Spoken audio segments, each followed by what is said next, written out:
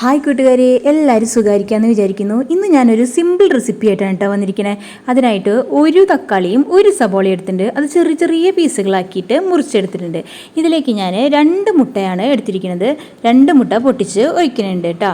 ഇത് വളരെ സിമ്പിളായിട്ടുള്ള ഒരു റെസിപ്പിയാണ്.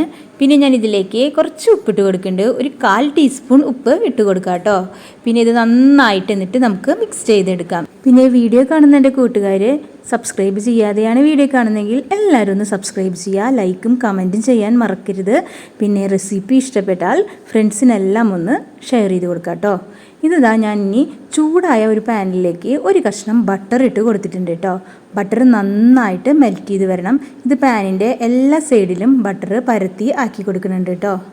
ഇത് കുട്ടികൾക്ക് വേണ്ടിയിട്ട് കൊടുക്കാൻ പറ്റുന്ന ഒരു റെസിപ്പിയാണ് ഞാൻ ഉണ്ടാക്കുന്നത്. അതുകൊണ്ട് ബട്ടർ ആകുമ്പോൾ അവർക്ക് നല്ല ഇഷ്ടമാവും. ബട്ടറും യൂസ് ചെയ്യാം, അല്ലെങ്കിൽ നമുക്ക് വെളിച്ചെണ്ണയാണെങ്കിൽ അത് ഒഴിച്ചു കൊടുക്കാം കേട്ടോ.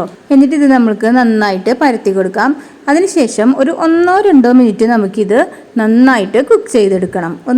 ജസ്റ്റ് ഒന്ന് മൊരിഞ്ഞ് കിട്ടിയാൽ മാത്രം മതി കേട്ടോ. അപ്പോൾ ഇത് നന്നായി ഞാൻ പരത്തി വെച്ച് കൊടുക്കുന്നുണ്ട്. ഇനി നന്നായിട്ട് നമുക്കത് കുക്ക് ചെയ്തെടുക്കാം. ഇപ്പോൾ അത് ഒരു വശം ഫ്രൈ ആയി വന്നിട്ടുണ്ട്.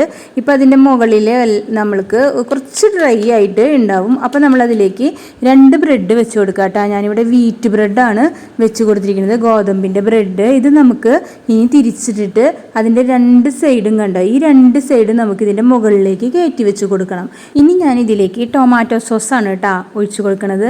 ഇനിയിപ്പോൾ നിങ്ങളുടെ കയ്യിൽ ടൊമാറ്റോ സോസ് ഇല്ലെങ്കിൽ പിസ്സയുടെ സോസോ ഏത് വേണമെങ്കിൽ നമുക്ക് ഇതുപോലെ ഒഴിച്ചു കൊടുക്കാം കേട്ടോ. എന്നിട്ട് നമ്മൾ ഇതുപോലെ ഒരു പരന്ന കയ്യിൽ വെച്ചിട്ട് അത് അതിൻ്റെ മീതെ നന്നായിട്ട് പുരട്ടി കൊടുക്കുക. എന്നിട്ട് അതിൻ്റെ മീതെ ഇപ്പം ഞാൻ വെച്ച് കൊടുക്കുന്നത് ചീസിൻ്റെ ഒരു സ്ലൈസാണ് കേട്ടോ.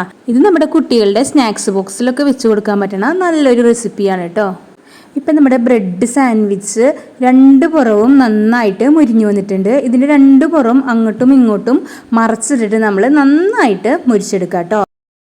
ഇപ്പം നമ്മുടെ അടിപൊളി ബ്രെഡ് സാൻഡ്വിച്ച് ഇവിടെ റെഡി ആയിരിക്കുകയാണ്. നമ്മുടെ പിള്ളേരൊക്കെ സ്കൂൾ വിട്ട് വരുമ്പോൾ കൊടുക്കാൻ പറ്റുന്ന ഒരു അടിപൊളി റെസിപ്പിയാണ് കേട്ടോ.